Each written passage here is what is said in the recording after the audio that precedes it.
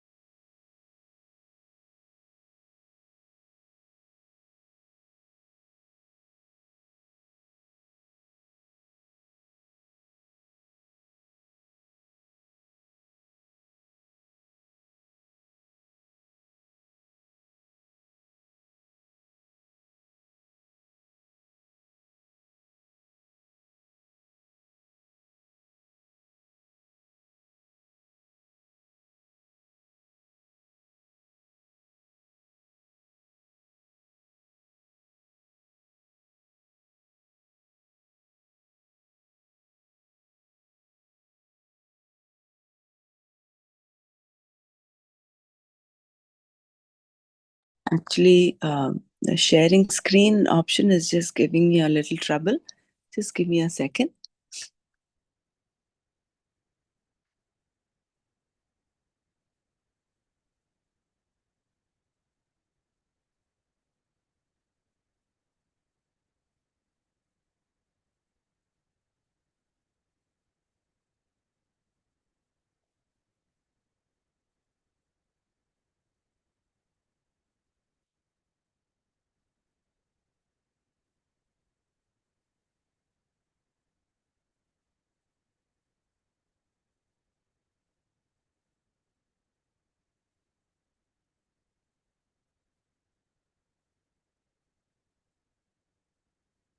Yeah, you're able to see the screen, right?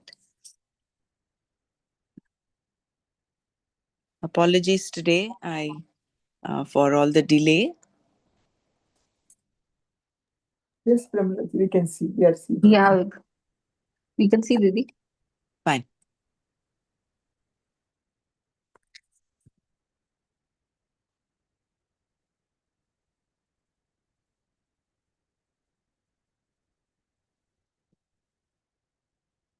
So yesterday we stopped here at the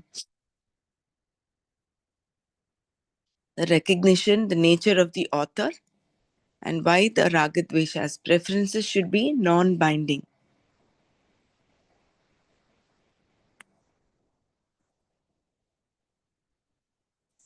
So in everyone's life, there are preferences that are non-binding in nature and others that are binding. Preferences that are binding in nature are the ones we have to deal with. About those that are non-binding, we need not do anything. In fact, the Gita Shastra does not deal with them at all because they are not a problem. Whenever the Gita talks about Ragadveshas, it does so in terms of one's binding likes and dislikes.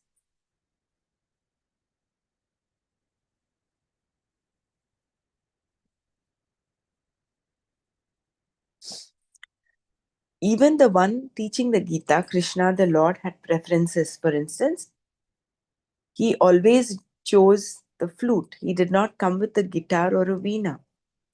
We know that he knew what he was talking about as evidenced by his life.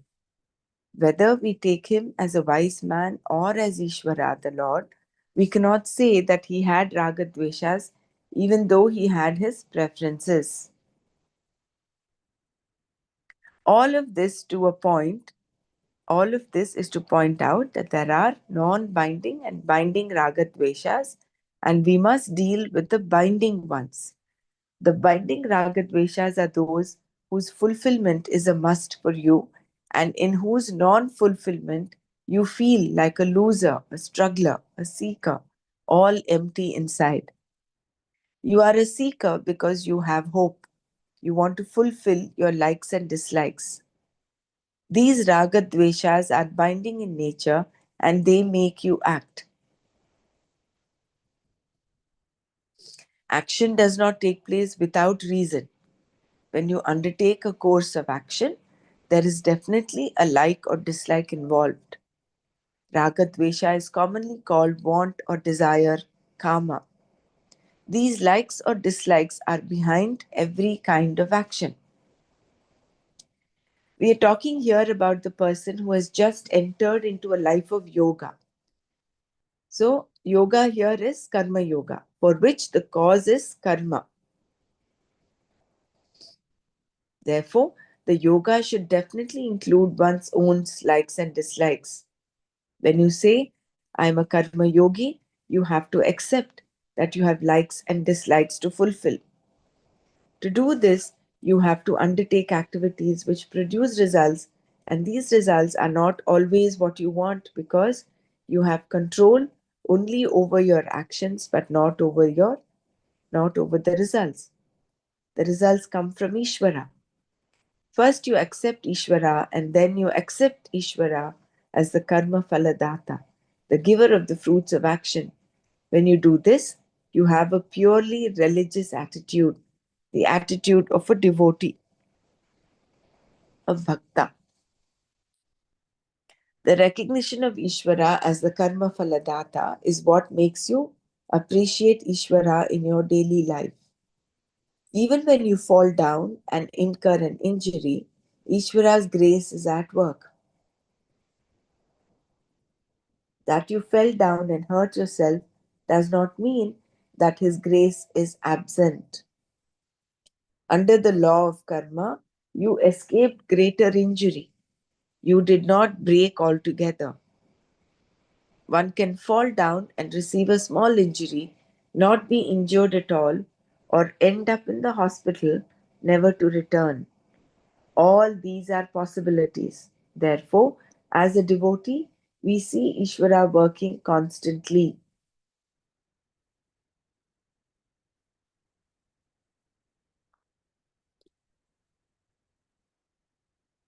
If we remember, Ishvara is the creation, right?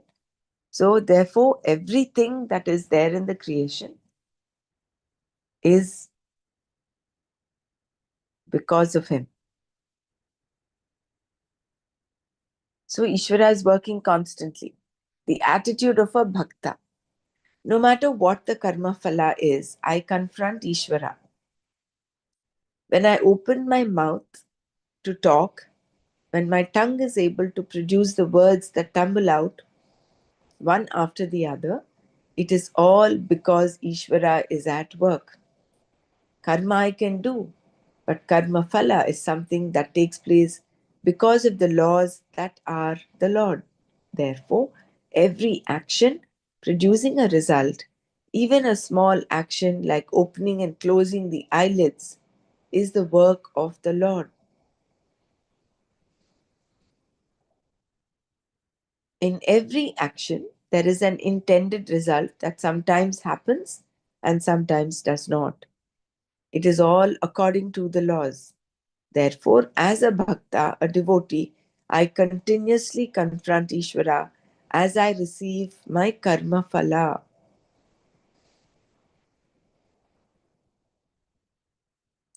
So, Ishvara is embedded everywhere, right? So, whatever you do, whether it's an action or the result, there is Ishvara involved. So, that's why every action producing even a small action like opening and closing the eyelids is the work of the Lord. Since every result comes from Ishvara, I take it as prasada, a Sanskrit word that does not have an exact English equivalent. The word grace has a somewhat intangible connotation, whereas prasada covers both the tangible results and the intangible, the grace. When I offer a fruit to the Lord, it comes back to me, given to me from the altar. The fruit that comes back is called prasada. For an English word for prasada to exist, the concept must be there, and it is not there. A dieting person may refuse a laddu, but not when he comes to know that it is from Tirupati Venkateshwara. What converted the laddu into prasada? The tangible laddu becomes prasada because the person now knows that it comes from the Lord.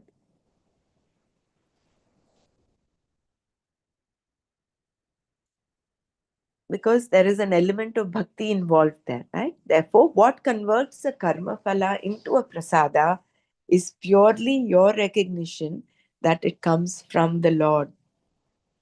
It is not just a statement, it is seeing, understanding. This is where the word experience can be used, if at all. It is a way of looking at the whole thing. Recognition that Ishvara is the karma phala data converts every karma phala into prasada. Therefore, prasada is not an object. It is a way of looking at an object. Another beautiful understanding, prasada is not an object. It is the way of looking at it. Similarly, karma yoga is not a kind of uh,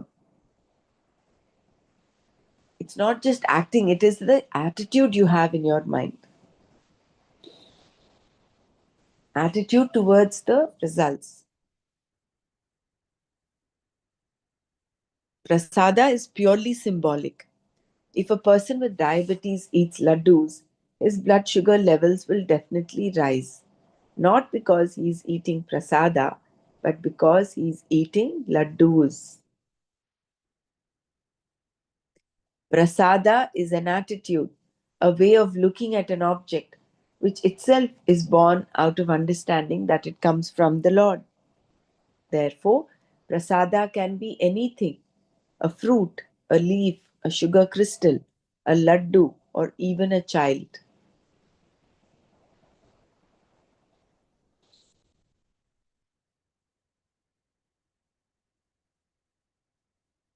Because in India a child is looked upon as prasada, there are many people who are named as prasad. Anything that comes to you as karma phala, as a gift from the altar of Ishvara, is called prasada, which includes the attitudes with which you receive it. Prasada is not received and then cast away disrespectfully. It is received in a certain manner. It is this prasada then that brings about samatva, sameness of mind.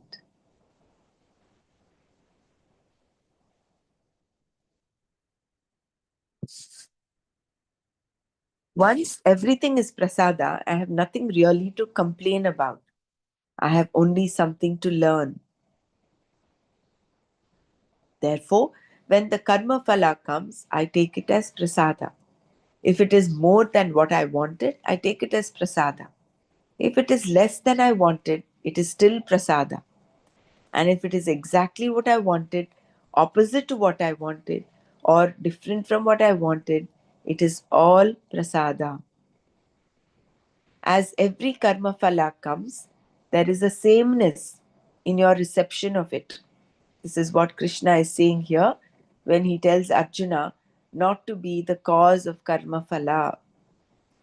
The karma phala hetu is Ishvara, not Arjuna.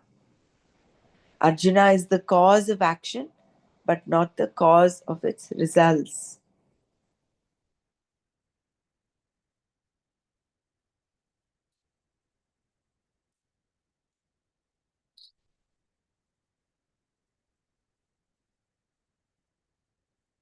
I'll just repeat the last two lines. This is what Krishna is saying.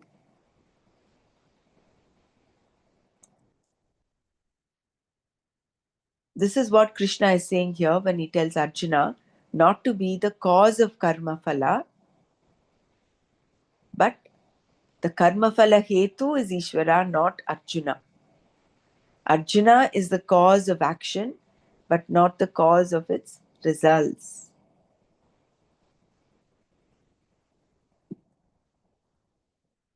Further, Krishna said, let there be no attachment to inaction.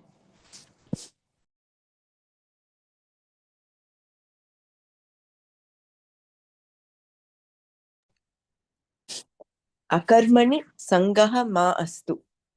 Action itself is not the problem. It's your response to the result of action that is the problem. Thus, inaction here means fear of action, not of action as such, but fear that the results you want will not come. Even before you begin doing an action, you expect to fail. Therefore, Krishna told Arjuna that karma itself is not binding, nor does the karma phala bind him. It is his response to the karma phala that makes karma seem like a bondage. Thus, let there be a love for action, but let the results be received by you as prasada.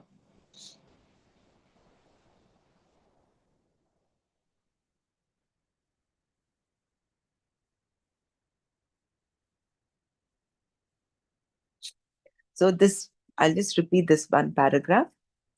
Further, Krishna said, let there be no attachment to inaction. Akarmani sangaha ma astu.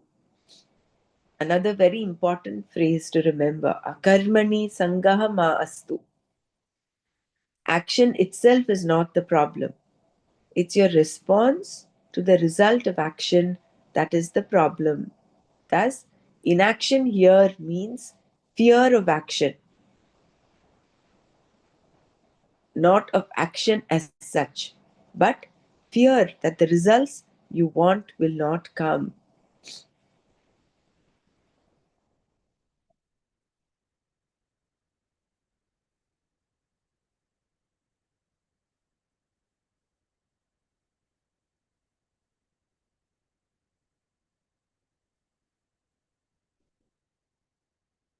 Even before you begin doing an action, you expect to fail. Therefore, Krishna told Arjuna that karma itself is not binding, nor does the karma phala bind him. It is his response to the karma phala that makes karma seem like a bondage. Thus, let there be a love for action, but let the results be received by you as prasada. Very important point here is what Krishna is giving us, Bhagwan is giving us, is if you want to get out of bondage of karma, your attitude towards the karma phala needs to change. And change, take it as prasada. So whatever comes to you when you accept as prasada, then that binding, it's non-binding karma.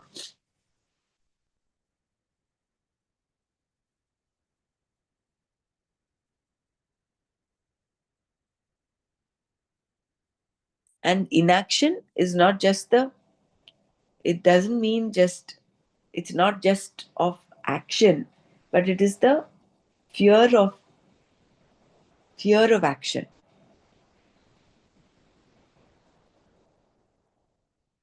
Because you fear that the results you want may not happen.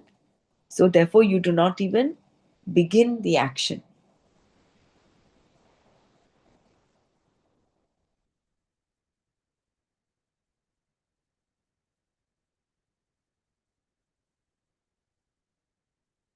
Which is what Arjuna was in. That state he was in.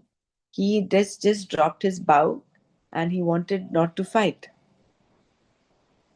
So why? Because the results of the action were fearful for him. Him being labeled as Guru Sudana, all of that. So therefore Krishna is goading him, akarmani sangaha ma astu.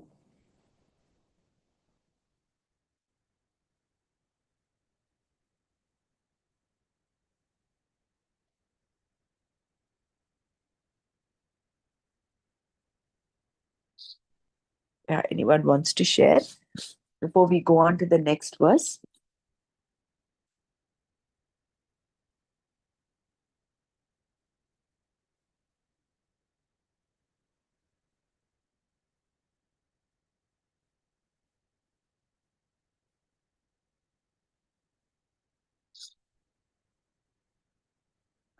So I'll just chant the verse 47th. कर्मण्येवाधिकारस्ते मा फलेषु कदाचन मा कर्मफलहेतुर्भूः मा ते सङ्गोऽस्त्वकर्मणि.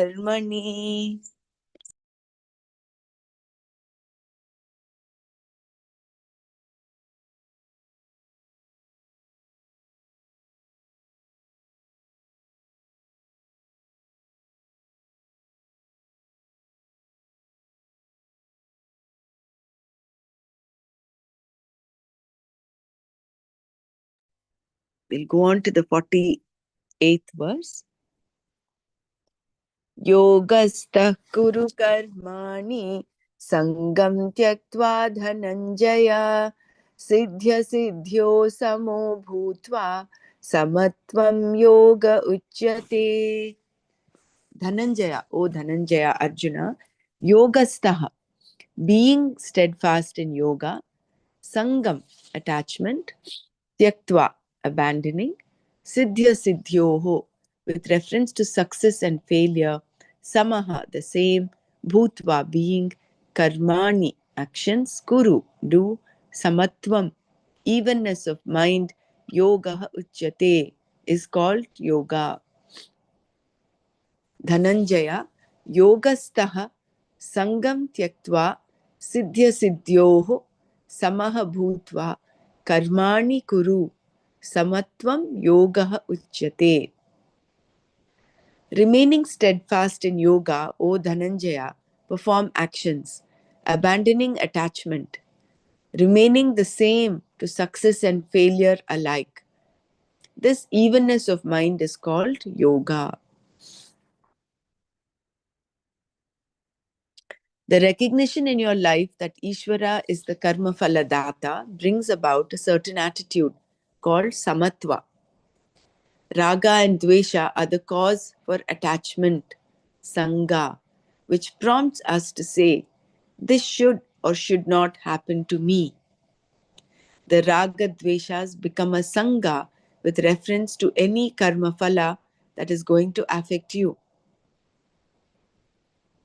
Then only is it raga dvesha. But if you have the attitude of samatva, raga dveshas are neutralized. They are rendered incapable of creating any kind of reaction in you. The raga dveshas manifest themselves through various karmas, and in time, by one's attitude of samatva, they become neutralized. This is what is meant by karma yoga.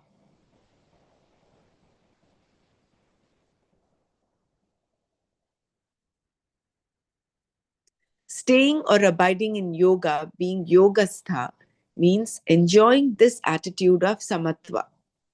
This evenness of mind with reference to both success, siddhi, and failure, asiddhi, is called yoga.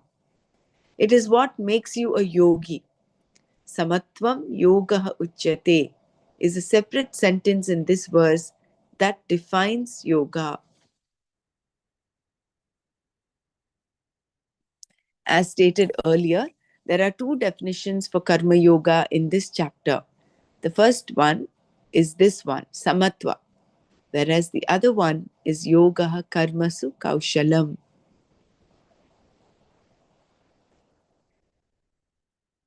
Scripturally enjoyed karma and the four ashramas. Scripturally enjoined actions, Vaidika karmas, are made up of many rituals. These rituals can be divided into four categories. Kamya karmas, meant for producing given results desired by a given person. Nitya karma, daily rituals. Naimittika karma, occasional rituals. And Prayaschitta karma, rituals to right any wrongs done. There is a ritual called Putra Kameshti for those who want children. Dasharatha, Rama's father, had no children. Being a king, he had to have children so that there would be someone to rule the kingdom after his death. Naturally, he wanted children. Therefore, he performed the ritual Putra Kameshti and had 4 children. Putra Kameshti is still done and known to work even in fairly recent times. Perhaps any ritual in any religion will work if the person performing it has faith, Shraddha, in it.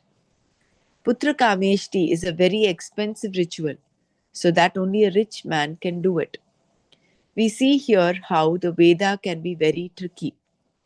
This kind of karma or ritual is an example of Kamya karma, a ritual performed purely for a given desired result.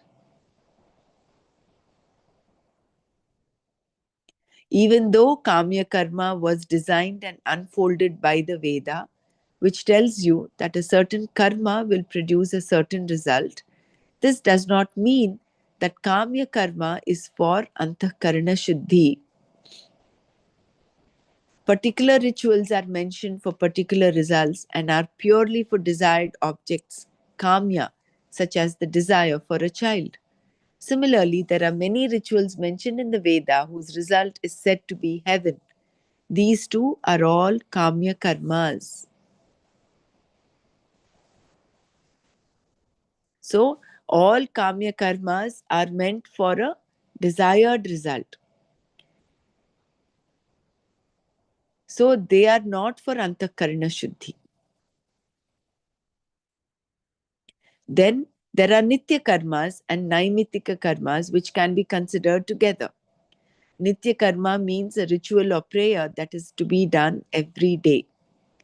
Which rituals or prayers are to be done depends on a person's status. An unmarried person, brahmachari, has a twofold karma to perform.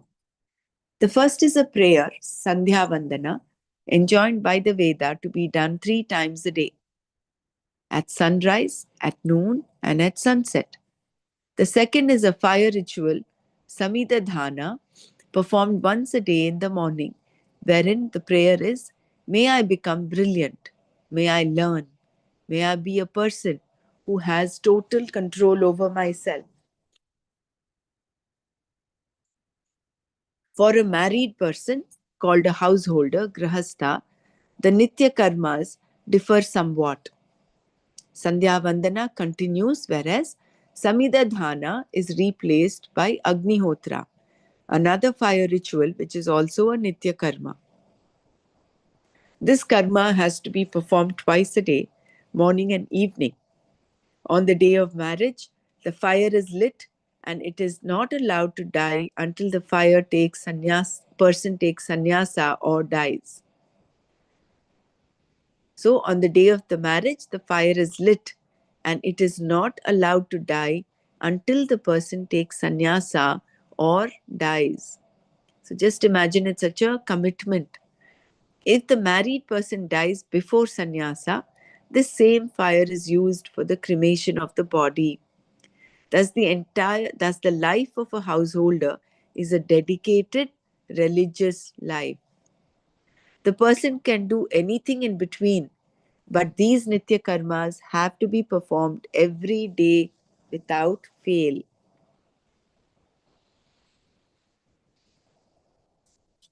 So we've seen kamya karma, nitya karma. Now we will see naimitika karma. No, not really naimitika karma. When a married person withdraws from the duties of a householder and enters the next stage of life called vanaprastha, a few more karmas are added. These are the nature of meditation. In this third stage of life, Sandhya Vandana and Agnihotra rituals must still be performed. There is no way of escaping these karmas except by sannyasa or death. In sannyasa, the vow or commitment, diksha, taken earlier to perform these rituals is given up, and the person is no longer bound to do these karmas. One's hair and the various accruements of the earlier initiation are also given up, including the Gayatri Mantra. Only the Omkara remains and a few essentials. By saying that he is no longer interested in gaining heaven, having children, and so on, and by saying that no one should be afraid of him thereafter, a man becomes a sannyasi. It's a very serious commitment. But until sannyasa, he must definitely perform the various rituals enjoined by the Veda.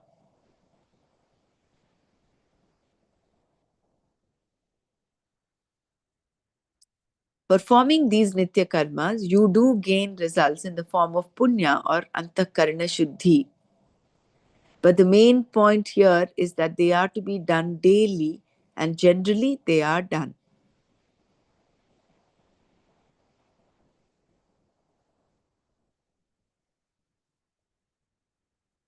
See, how is antakarana shuddhi? We learned earlier that antakarana shuddhi is neutralizing ragadveshas, right?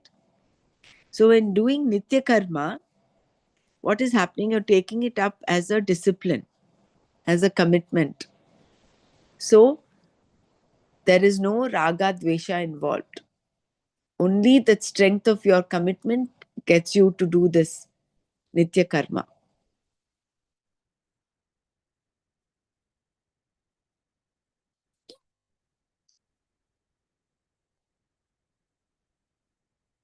So, performing these nitya karmas, you do gain results in the form of punya or antakarna shuddhi. But the main point here is that they are to be done daily, and generally they are done. Naimitika karmas, on the other hand, are those rituals to be done on particular occasions, at a particular time, on a particular day, like on the anniversary of the death of one's mother or father. Such a ritual called Shraddha, which must be performed monthly on the new moon day, and a more elaborate ritual is done on the anniversary date itself. This too is done until sannyasa. Shraddha is not done daily and is only done if one's father or mother has passed away. Because these karmas are done on a particular occasion, nimitta, they are called naimitika karmas.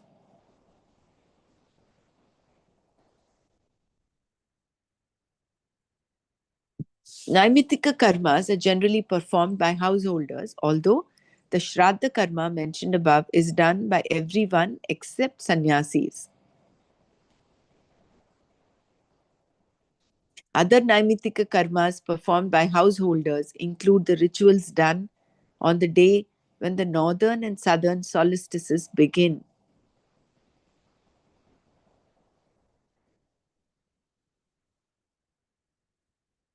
So these are the days, northern and southern solstice are the days we have the International Day of Yoga, of meditation and yoga. Northern is December 21st and southern is June 21st. Eclipses of the sun and moon are also recognized in this way based on ancient methods of calculation. It has been said that if you think the Shastra is false, wait for an eclipse.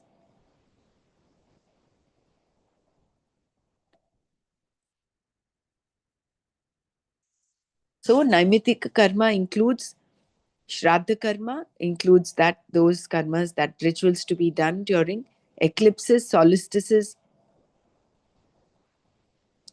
basically on special occasions.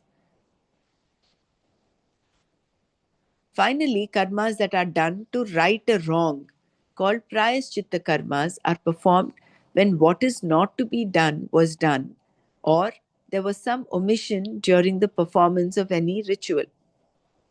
Thus, a particular karma can neutralize the results of wrong action, be it an omission or a commission. An example of prayaschitta karmas is Chandarayana, wherein you regulate the amount of food you eat for 1 month. Beginning on the full moon day, you take the amount of food that you would originally eat. The next day, you cut it down by 1/15th, and the second day by another 1/15th, continuing in this way until the new moon day, during which you eat nothing at all. Then you begin again on the first day after the new moon, on the Prathama, by taking 1/15th, then 2/15ths on the second day, adding increments of 1/15th portion each day until the full moon day, when you eat as before. During this entire period, certain rituals are performed. Prayaschitta karma then is the fourth type of karma, a karma of atonement.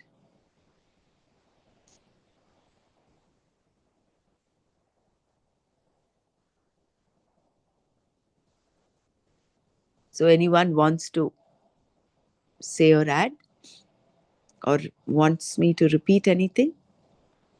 So, basically, there are four types of karmas that are entailed in the Shastra: Kamya karma, Naimitika karma, Nitya karma, Naimitika karma, Prayaschitta karma.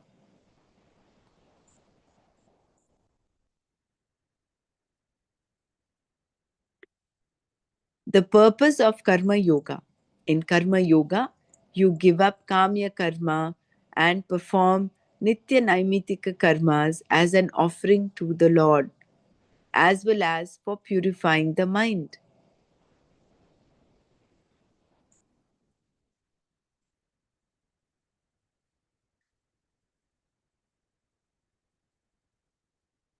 Why do we have to give up kamya karma? We'll see. According to the definition of kamya karma stated above, karma is always involved. This karma is given up in karma yoga. Shankara says here that by performing these various Vaidika rituals for the sake of antakarana shuddhi, you become a karma yogi. Otherwise, you are only a karmi. When you perform karma for a particular end alone, you will gain only that end. You will not gain the mind necessary for gaining the knowledge that is moksha because you have no vyavasayatmika buddhi. If, however, you have vyavasayatmika buddhi, all your karmas are directed towards one thing, moksha. And for moksha, you require the mind, antakarna, that is prepared. Moksha is not gained through karma. Karma is only for preparing the mind. Thus, preparing the mind through karma becomes yoga for you. I will read this again. In karma yoga, you give up kamya karma and perform nitya naimitika karmas as an offering to the Lord, as well as for purifying the mind. According to the definition of kamya karma stated above, karma is always involved. This karma is given up in karma yoga. Shankara says here that by performing these various Vaidika rituals for the sake of antakarana shuddhi, you become a karma yogi. Otherwise, you are only a karmi. When you perform karma for a particular end alone, you will gain only that end. You will not gain the mind necessary for gaining the knowledge that is moksha because you have no vyavasayatmika buddhi. You're still reeling in that artha kama of the four purusharthas, dharma, artha, kama, moksha, right?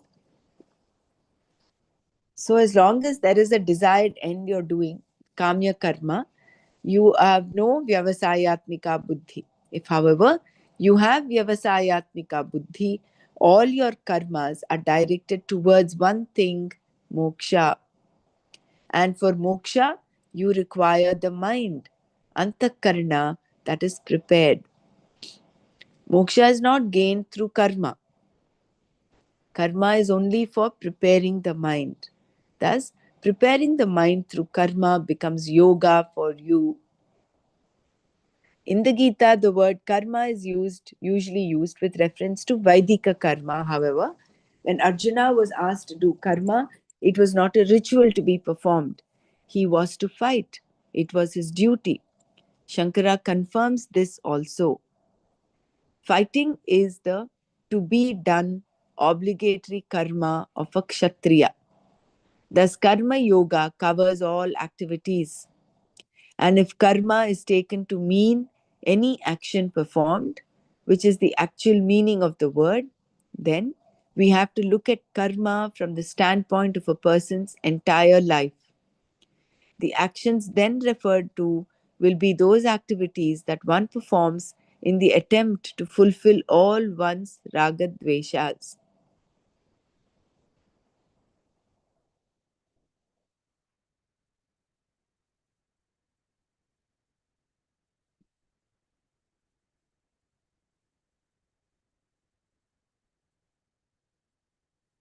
Since you do have ragadveshas and they have to be neutralized, what will you do? You cannot just command yourself to give up your likes and dislikes as you would a hat. Likes and dislikes are there. They are not just given up. They constitute the person. However, when you perform actions with a sameness of attitude, samatva, towards the results of your actions, your raga dveshas are neutralized. This attitude is karma yoga. The attitude of samatva mentioned in this verse is not with reference to the action itself. It is with reference to the result, the phala of any action. This attitude is present in the Vedic culture and is called prasada buddhi. We have seen that even children are named Prasad because they are thought of as Prasada. If your son is Prasada, then you are also Prasada to your parents. Your physical body is not only Prasada to others, but also to yourself. A house is called Prasada. The food cooked, offered to the Lord, and then eaten is also considered Prasada. Thus, this attitude, Prasada Buddhi, is an important aspect of Karma Yoga. It is important to note here that any translation that says we should perform action without expecting a result has no basis in the Veda. Important point to note, right? See, it's important to note here that any translation of this verse that says we should perform actions without expecting a result has no basis in the Veda. So we should be very careful when we say when we translate this verse. Because without expecting a result, you cannot perform any action. Such an interpretation serves only to create additional complexes. Try as we might, we find that we cannot do karma without expecting some result. The truth of the matter is that no one can perform action without expecting a result. Even a dull witted person cannot engage in an activity without expecting a result. Therefore, this meaning of karma yoga must be abandoned.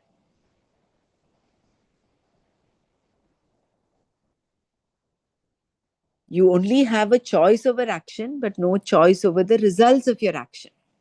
It's the choice, it is the control, is what is talked of, not expecting. Yeah? It is not, don't expect results. Act without expecting results is not the correct translation of this verse. Another definition of karma yoga. We have 5 minutes left. Maybe we'll stop here and do Manana before we go on to the next.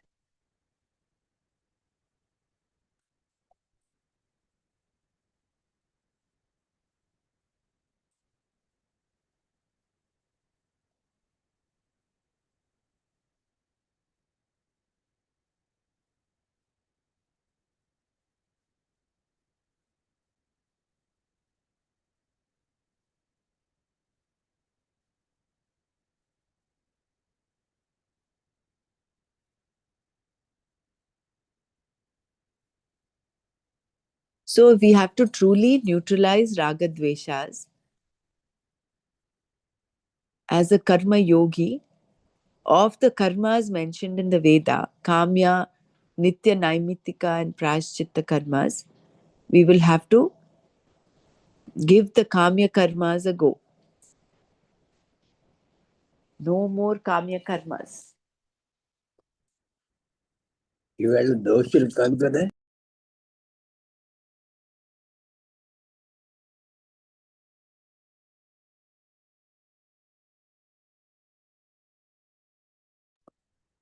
So,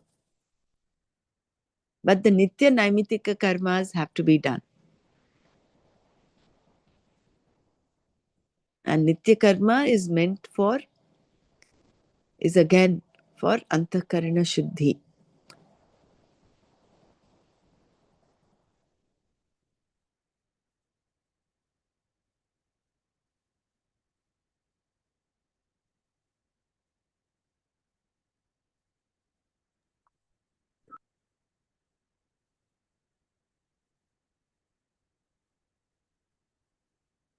And the translation that talks of not to expect a result is not correct, because according to Shankara says, he himself says that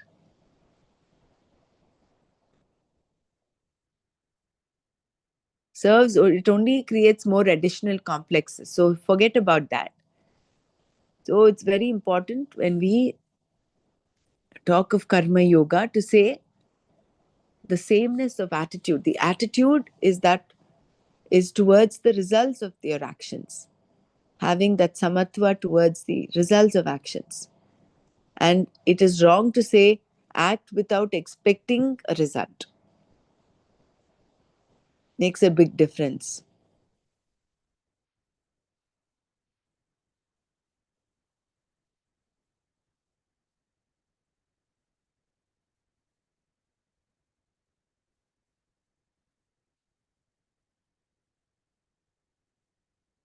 Yeah, Lavlinji says the attitude to look at the results of action, prasada, is important.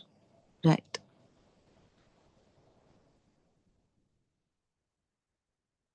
And that is purely a religious attitude, right? It's the attitude of a bhakta.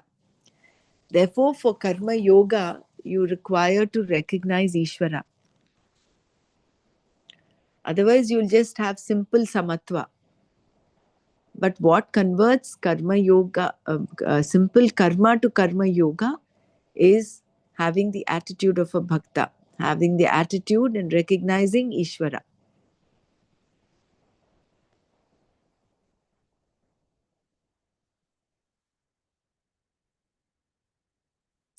It's a very sacred way of looking at whatever whatever is happening in the world. And that is also true, isn't it? That is, Ishvara is the creation. He's not other than the creation. So whatever is happening in the creation, whether it's an action, whether it's batting of the eyelids, opening up and closing up the eyelids, or even speaking, Ishvara is involved. Ishvara is there. So again, like yesterday, we were talking of the 5 aspects of existence: asti, bhati, priti, nama, rupa. As long as we recognize the asti, bhati, priti, you are stable and centered. But if you give importance, of course, you recognize nama, rupa as well. But if you are carried away with nama, rupa, the changing world, then you've missed the boat. So recognizing that divinity in everything, recognizing the asti, bhati, priti aspect of creation, you stay centered and grounded. We'll stop here today. Anyone wants to share anything?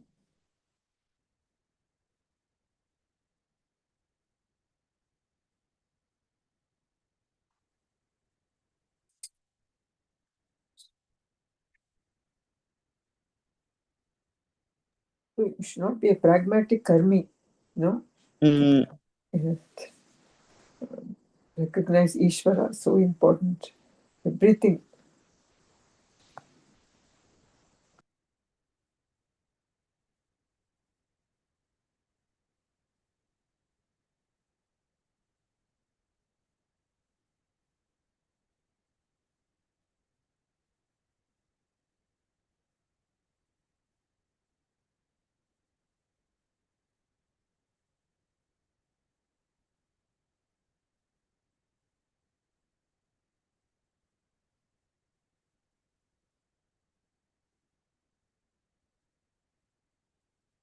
And the verse in chapter 12, chapter 18.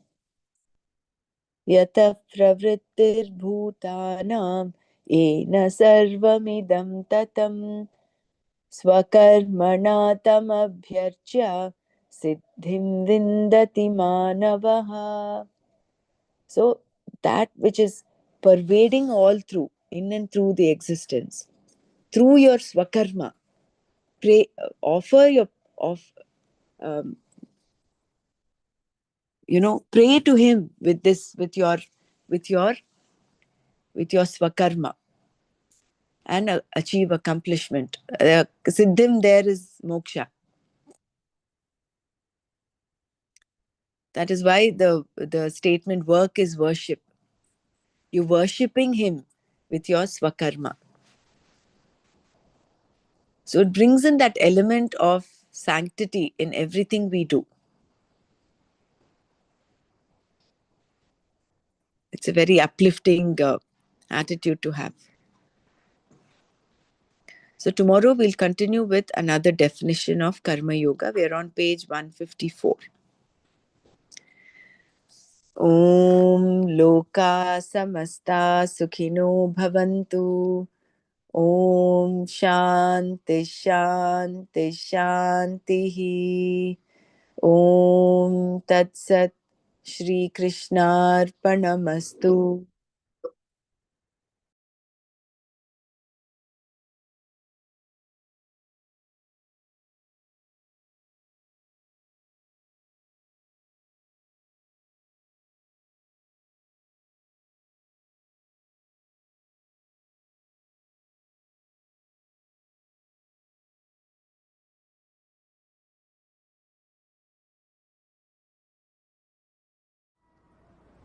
Meditation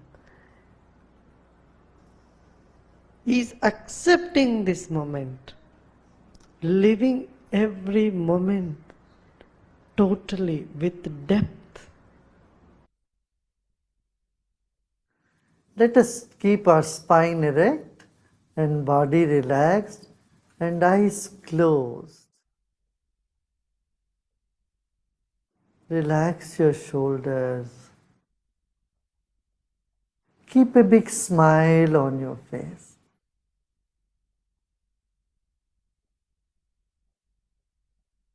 You're sitting like the statue of Buddha, very serene and with a serene smile on your face. Relax your body.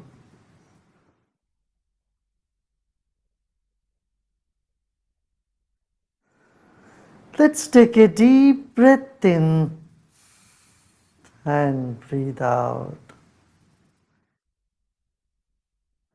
Become aware of your chest region, throat and chest region. If you notice some tension in the body, just let it be.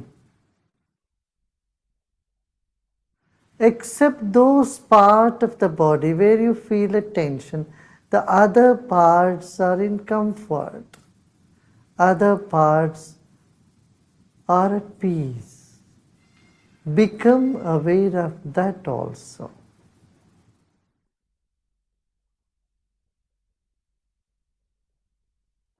There are many good things about you and inside of you. Acknowledge them. They will never leave you. And the negative aspect you may see in you is never going to stay with you forever. They are all guests for some time. Let them be. Sit with the total acceptance of yourself the way you are at this very moment. Total acceptance of what is now here will lead us to deeper meditation.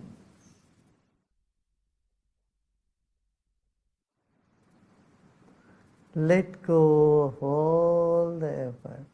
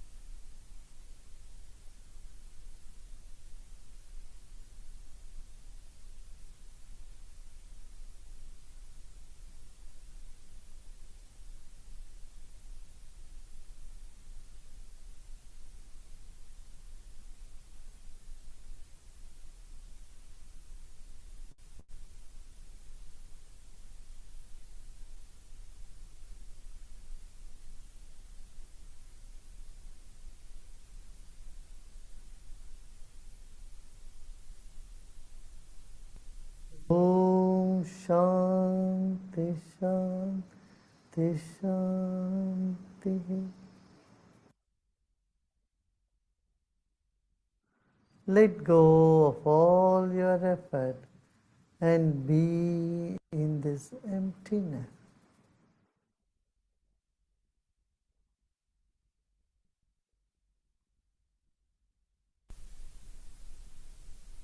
And slowly and gradually become aware of body and surroundings.